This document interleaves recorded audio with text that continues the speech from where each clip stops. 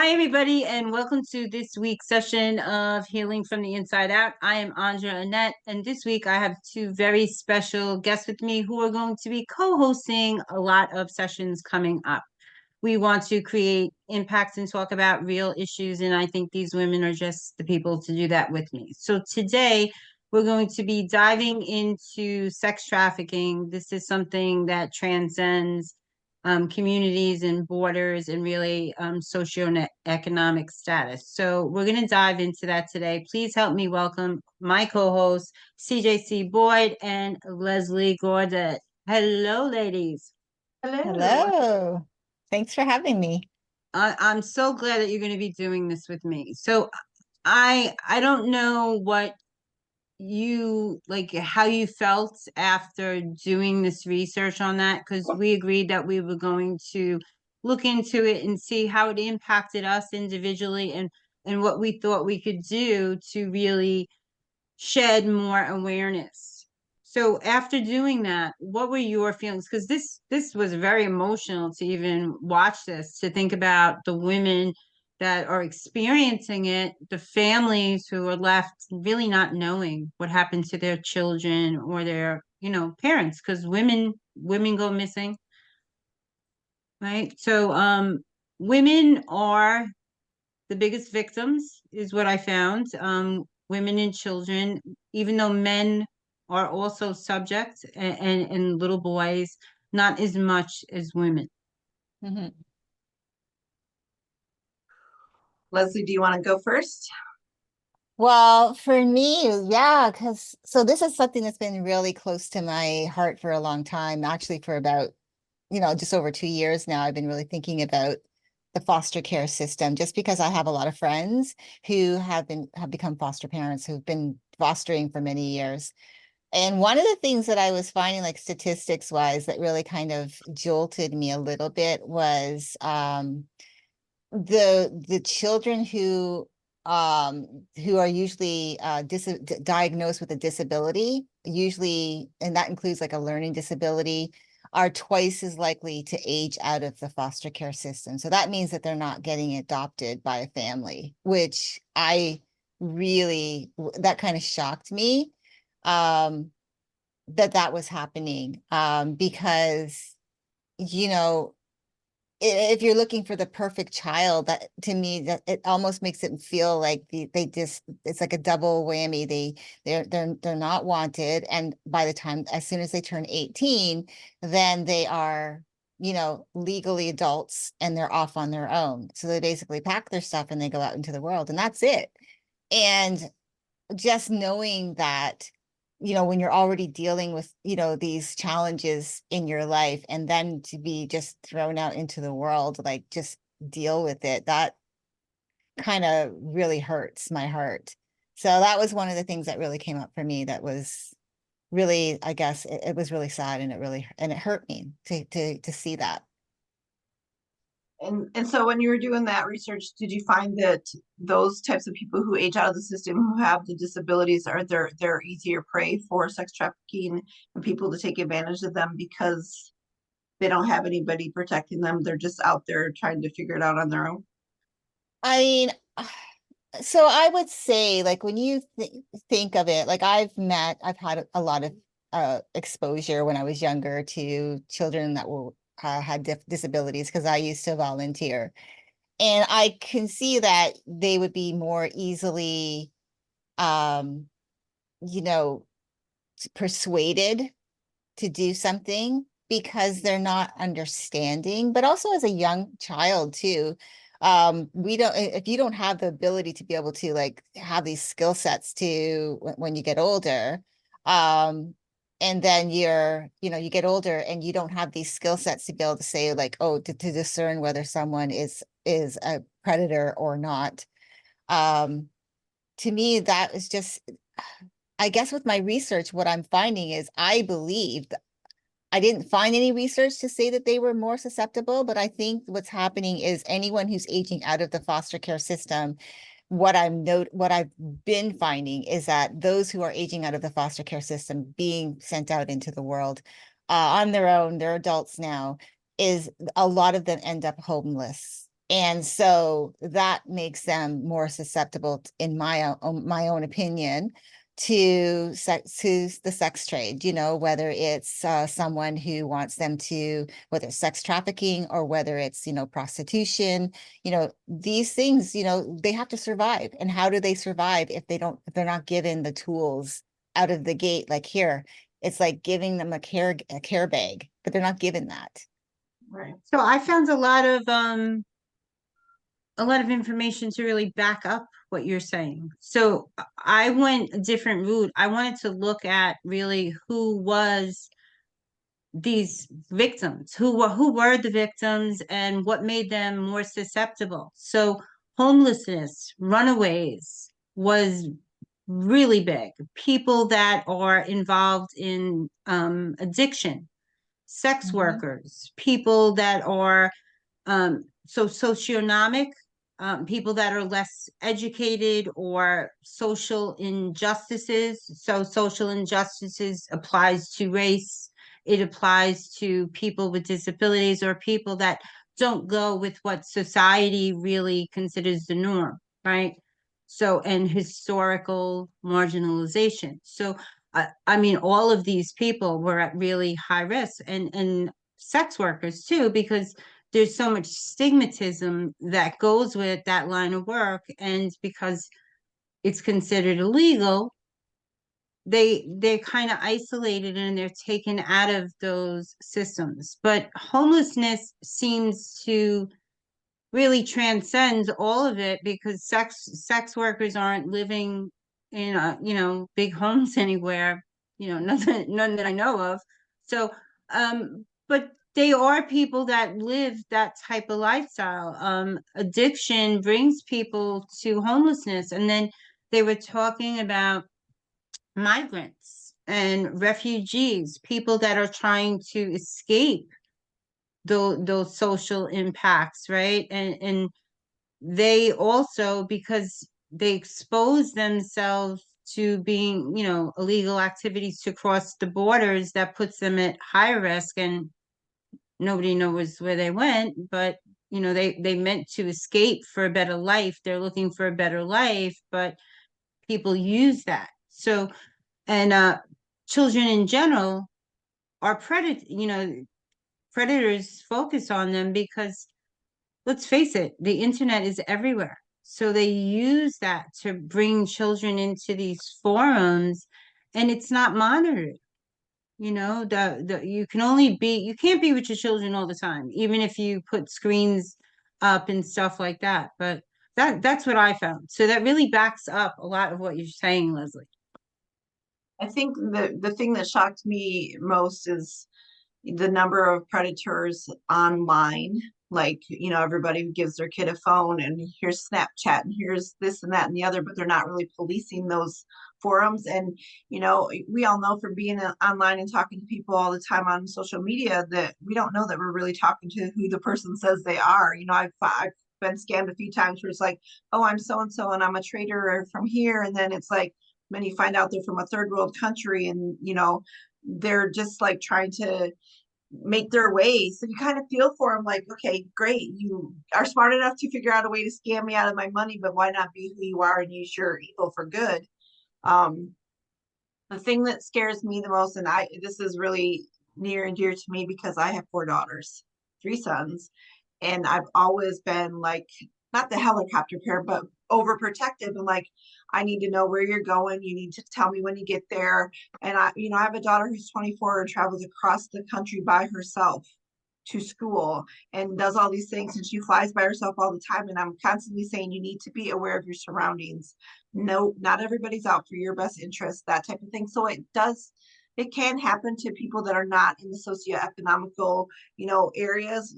A lot of times it's just people who aren't paying attention, aren't being aware of their surroundings, that type of thing. And I think we just, to bring awareness to it, that it can happen to anybody. It doesn't necessarily mean somebody who's homeless or, living on the streets, or it's not just happening to impoverished or homeless people. It's happening all over.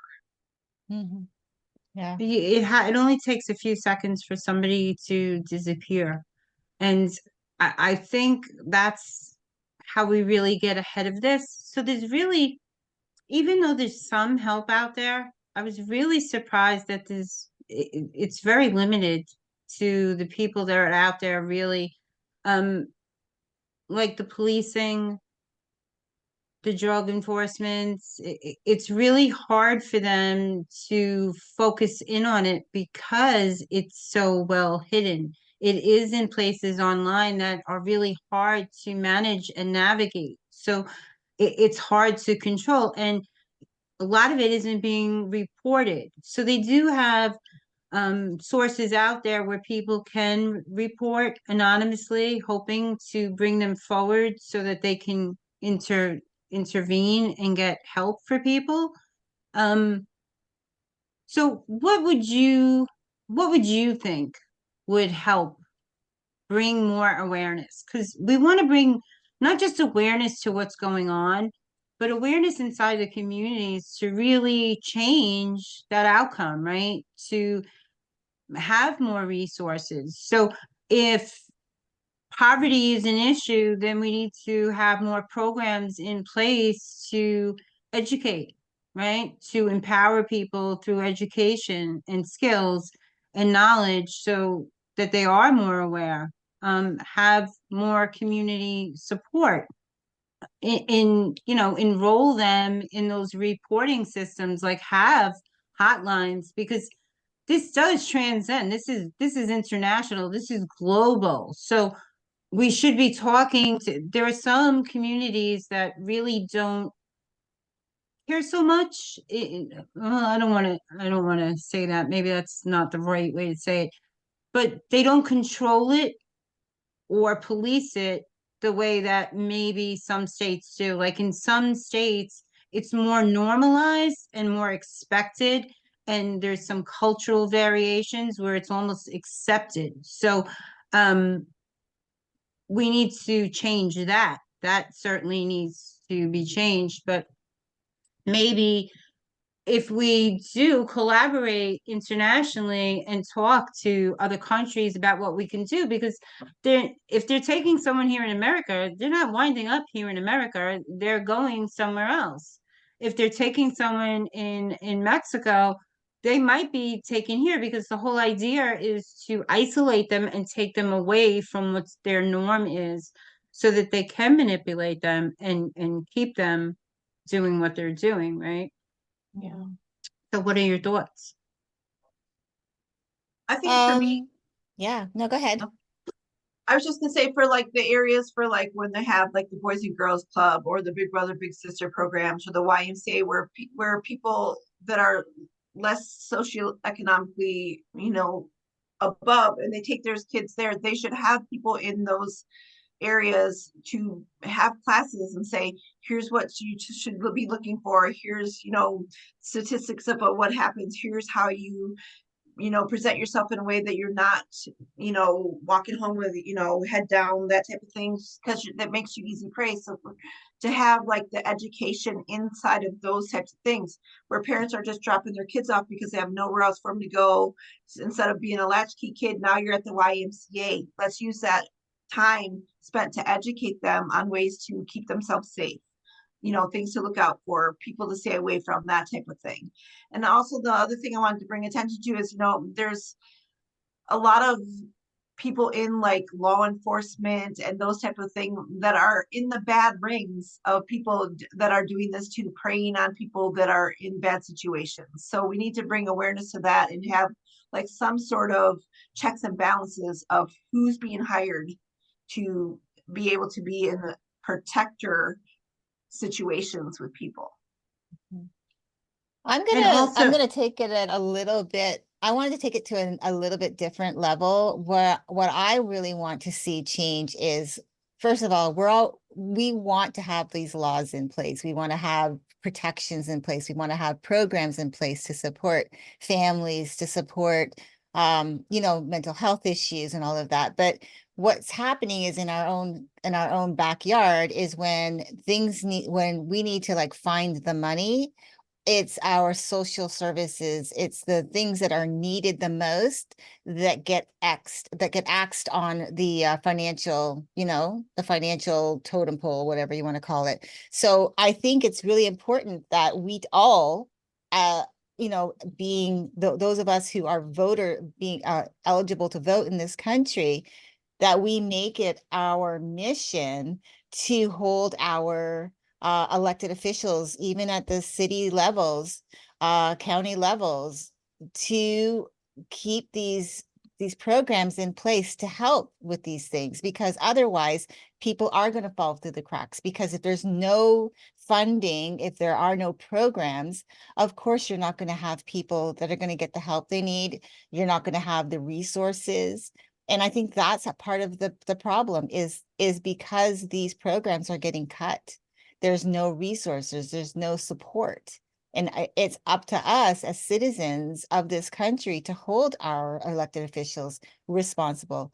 I don't want to, it's not that I wanted to get into politics, but I really feel like this is a really important part of this. It can't just be about us, having the neighborhood watch or individually us doing our duty. It's, if we want more to come out of this, we need to have those laws in place, and we also have to have those resources in place for people to have access to, so that they're not, falling through the cracks. Homelessness could probably be addressed a little bit faster, maybe easier, if they had more programs in place to support people. There are companies out there who do have or organizations out there that are creating spaces for people who are, ending up on the street, young people who've aged out of foster care, who are ending up homeless, but they don't have enough resources. They don't have enough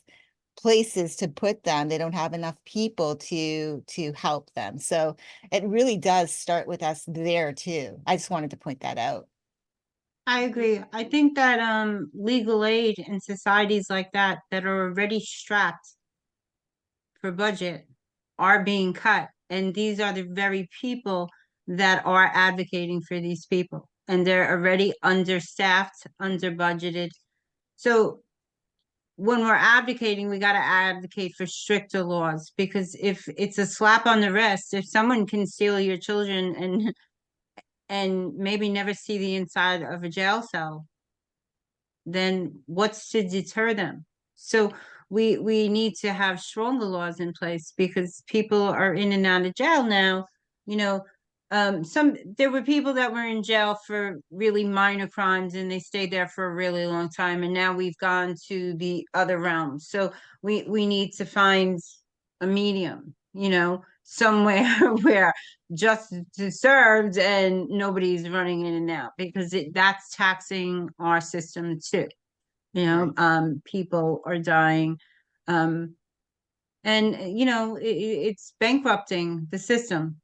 But CJ, you mentioned law enforcement before, so in some of the research, I was surprised that they really are not educated either. So they're really not. So if they're not educated in how to really treat the victims, and sometimes the victims are more traumatized by the help than the situation. So there needs to be services to help them learn how to support the people that they actually serve, and really advocate on a higher level, because they're under emotional, psychological, and physical trauma. And then you expose them to someone who doesn't know how to interact with them and re-traumatizes them. That's not okay either. So we do need education across the border. So we need to advocate for that too. But I do think that, like you said, CJ, about the boys club and things like that, when I was in high school, we had to take home ec. We had to take all of these classes to prepare us for a life that wasn't probably not going to be easy. We were given skills to set us up for the life that we might go into. So that life has changed Dramatically. dramatically, right? Dramatically, across the globe what that looks like.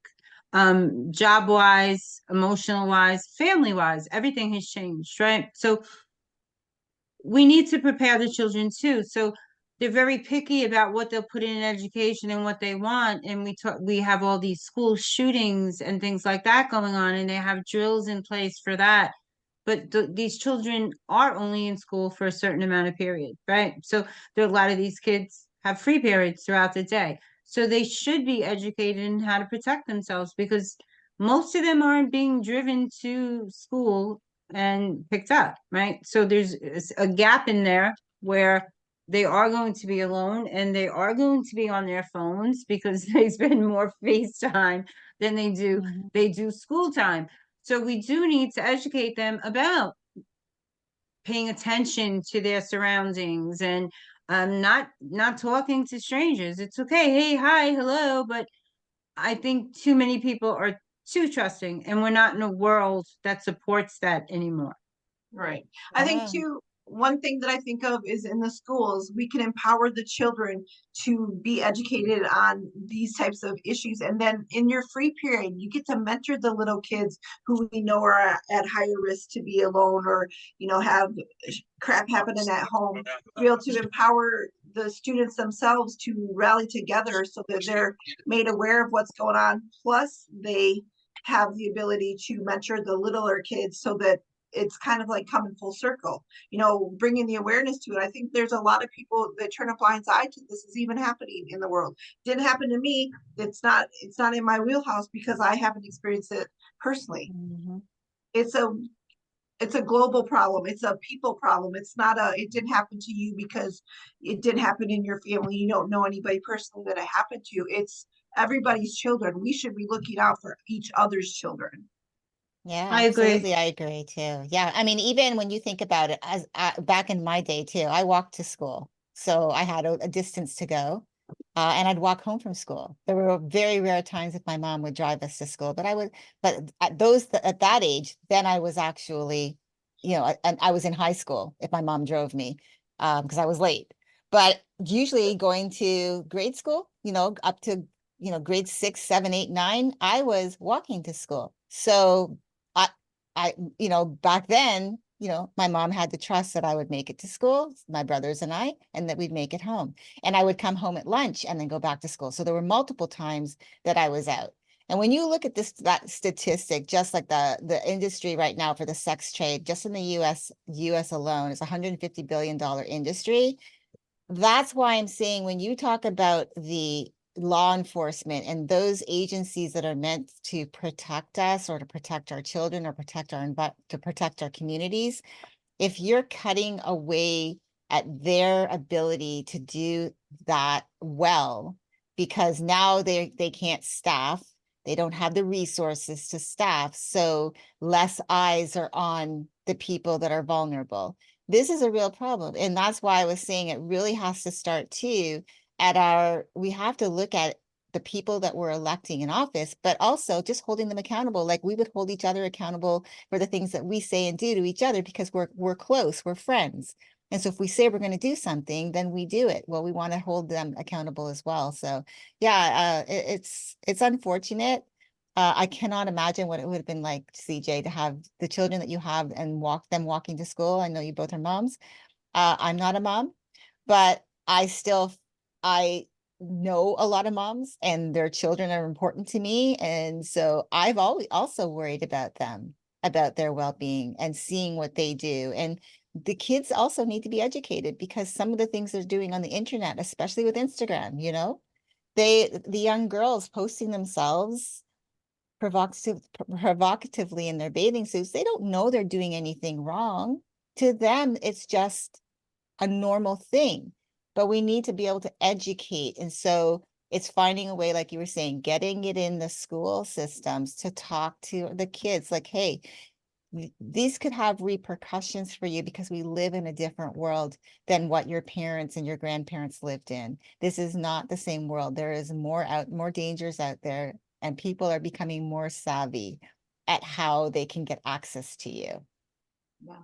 So I don't think it's a good idea to impart danger on people right? But in today's society, we really do.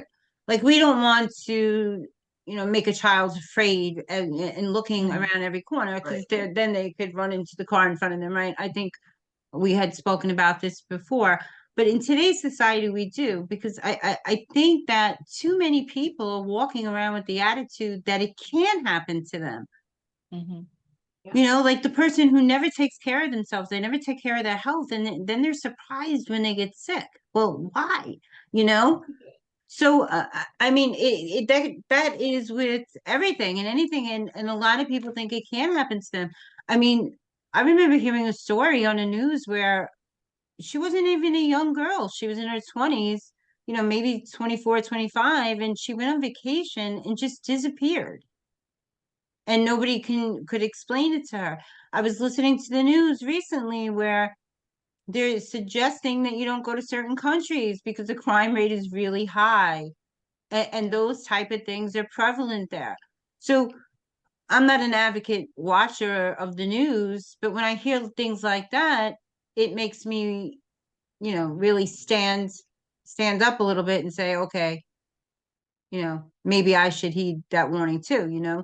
So we Right. do have to be proactive, so there's a fine line. There's a balance, right, between what Mhm. not to say and what to say. Certainly you wouldn't tell a 3-year-old, right? But you would make sure that 3-year-old is able to say their name, they know their phone number, they know I where home is, and they know what a stranger is. They know what stranger danger is, but I think it has to start with the parents too, because how many times do you see parents in the grocery store, someone would become, oh, your kid baby's so cute. Oh, give them a high five or give them a hug. Don't make your kids hug a stranger. What is wrong with you? Why would you do that? You know what I'm saying? So I think it comes with us teaching our children to have personal boundaries too. Mm, yes. I think if more people respected personal boundaries and were aware of their own, because we have a lot of adults that don't respect personal Right. boundaries because they weren't taught. So we do have to encourage children to set those boundaries, because that's not just for stranger danger, that's for real life situation. You deserve to have those boundaries, right? Mhm. So yeah, so they do have a lot of suggestions for services, I want to say, but it really does come back to the people. It's not, because there isn't that legislation that you were talking about, and there is not the funding that you also mentioned. So we do have to advocate. As a nurse, we advocate on all levels. We have to, right? So Mhm. um that's kind of part of what we're taught, to advocate for what we want and push for it. So it's part of my role, I don't know that I've done anything like this, but I think that it starts with those talks and getting people together and talking about real issues. So I mean, this is a start. This is nowhere, near where we need to be, but we need to have these conversations because people aren't talking about them. They're taboo, or I don't know why people aren't talking about them, but there are millions of people, thousands of people every day that go missing, millions of people that are experiencing this right now, that they don't know where their children are, and what kind of support systems are available for them. I think bringing awareness to it, people don't realize the number of people that go missing on a daily basis. So having it, bringing awareness. I mean, when I was a kid, I remember, it happening every once in a while, and you'd see a kid's face on a milk carton, or it'd be all over the news that a kid was missing. It was like far and few between. But now it's like it's happening every day, every hour of every day. And I think people need to be made aware of the fact that it's happening more than people think it is. And we can't just draw a blind eye to it because, again, if it's not happening to you, you don't think anything of it. But if you're aware of it, that it's happening, and you happen to see, you're riding the subway and you happen to see a young girl with a guy that you don't think is her parent, you're going to take note of that instead of just being like, well, not my problem, not my business. So I think awareness is a huge thing. It costs nothing to make ourselves aware. Mhm. I come from a very old school in the Bronx. The way we were brought up was a very different time than where it is now. I mean, if I was misbehaving, there wasn't a person in the immediate area that did not think twice about grabbing me by the scruff of my neck and taking me home and saying, "And control your daughter." Everybody, everybody watched everybody. It was a community. We had block parties together. Everybody watched out for everybody's kids. It was a community. So we need to really, we've gotten away from that, this lack of trust. And I think Mhm. politics plays a big part of that too. I think politics tries to divide us to keep the focus of what they're not doing. Exactly. So I think that we need to rise above that and be a little smarter than the third grader or, Boo Boo Bear from Yogi or whatever. But we need to really address that too, because it's dividing us as a country. And the more divided we are, the less power we have as a country to really stand and fight for our rights and what we want advocated at those levels, right? Yeah, Agree. absolutely. I think you're right because it is, we are in a different world. When growing up, when I think back to the days of, especially on the weekends, we get up and we be outside playing. Like those were the days of kids being outside playing with their friends and gone for hours. And you trusted, knowing you're trusted that your kids were safe and they would come home. So now I can't imagine what that would be like to send your child outside to play and not, and not be frantic to, I need to know exactly every step of your journey. But before, like, we'd go outside to play and my mom had no clue where we were. We were just out with Don't our come home till friends. the street lights come on. Yeah, I had a little different curfew than my younger brothers. They could stay out after when it was a little dark. I had to be in before it was dark.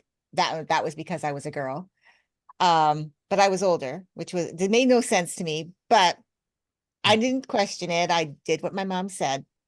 But I do believe that um it's so different that now we have to start looking at, like, I know you were saying, don't make the kids afraid. And that's important. Don't make the kids afraid. It's making them aware that you have a voice. I think that's really what it is, right? You can say no. Excuse me, my eye is running. You can say no if something is not, doesn't feel right. Again, like you were saying in the grocery store, you're being mindful that if someone's coming up to your child, you don't have to let them near your child. Um, but I don't be afraid to offend someone who's coming up to your child to give them a high five. If you're trying to teach your child, to be not necessarily wary of people, but to respect boundaries, to understand that just because someone appears friendly and gives me the high five, that person could appear friendly in giving them a high five while they're standing in line with mom and mom turns her head for a second and someone walks off with their child. Do you see what I'm saying? Yes. So I think it's just really it's not about scaring them, but it's also about not tiptoeing around it anymore because turning a blind eye does nothing. It If you go around thinking, oh, this could never happen to someone I know or happen to me, it doesn't mean that it's going to, but it makes it a lot higher that you're not going to be aware if you see something happening to someone else. So I just feel like it's just us getting together and being a community, like you were saying, Andra, having communities looking out for each other. And I think that was probably why in my day growing up that my mom could feel confident with us outside playing because everybody's kids were playing together. So there were eyes on all the kids. It wasn't like they were out there and there were people like circling us. It wasn't like that.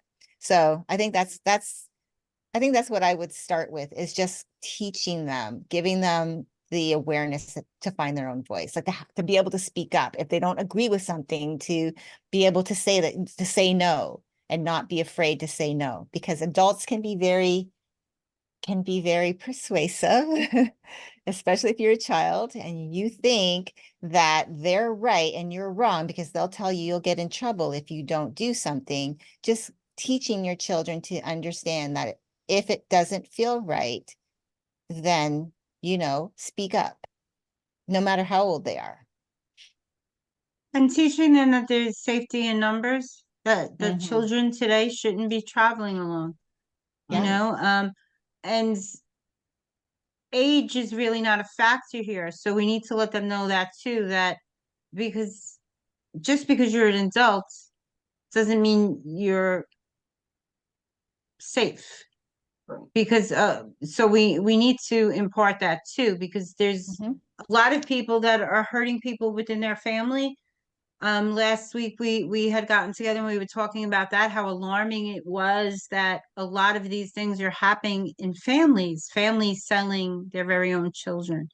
So being an adult or being a friend of the family doesn't necessarily mean it's safe. So if you're ever in a situation, we need to let them know if they're ever in a situation that makes them uncomfortable for any reason, they need to leave. It's okay to leave. And if somebody tries to stop that, then get loud, draw attention, help, stranger danger, or scream whatever you got to scream, but scream on the top of your rooftops. Worry about looking silly later, Yeah, right? totally agree. So I I can't stress enough how much this world has really changed and what that means for the future of children, and your children's children, my daughters are of the age where they're thinking about having children. And yeah, I wouldn't start raising children today in this type of society to like if I, had the choice to still be of childbearing years. I would say no, absolutely not happening. So um we do need to really educate people, and the more we sit at the table and talk about these topics and create that awareness, the more other people will start to talk about it, because I think it just takes cracking that can open and letting people know that it's okay to talk about this, right? Mhm. Nobody ever wanted to talk about addiction. There's lots of things that people hide that they don't understand. So rather than explore them, they just leave them sit there. So I think this is really good that we're out here talking about this. So we're gonna wrap things up. Do you ladies have any special closing remarks or any insights of wisdom that you'd like to impart on our views today? I think for me, it's just a matter of being aware of your surroundings and, like you said, not be afraid to tell to speak up and say what's bothering you or say what you think. So many of us are trying to fit into this little box of what's perfect or what's appropriate or what we should be saying. And I think these kinds of conversations being brought out into the open and shining the light on issues that people are afraid to talk to is going to be what really starts to spark the change that we need to have happen. So just to be able to talk to other people about the things and the issues that we we feel need to be addressed, to just speak up. Yeah, I agree. And I also think it's just like moms and dads, just don't be afraid to have that conversation with your child, because that one conversation could be the one thing they need to hear on that day, because something happens, someone drives up to them asking them for directions, someone they've never seen in the neighborhood before, they don't know who they are. It's really important that you educate your children to be able to have their voice, but also moms and dads, don't be afraid to talk to your kids, because I think, especially, when you think about the other talk that they usually have about, once they get to a certain age and they want to talk about, as they would say, the birds and the bees. I really think it's just as important that these talks with your children start as soon as possible, and teaching them levels of awareness as they get older, but having those conversations with them along each journey, each year as they get older and they're exposed to more. Don't be afraid to talk to them about it. So I would like to close with I think that people out there that are predators are very manipulative, and they'll use anything and everything. Oh, do you like dogs? You want to see this dog? Oh, it's right over here. I mean, they'll really stop at nothing. So we have to teach our children to not really walk anywhere, and not just children, adults too, to be very mindful because it can happen to anybody. So yes, they prey on children and people that are vulnerable, but they will take whatever they can get. Make no mistakes, nobody's safe.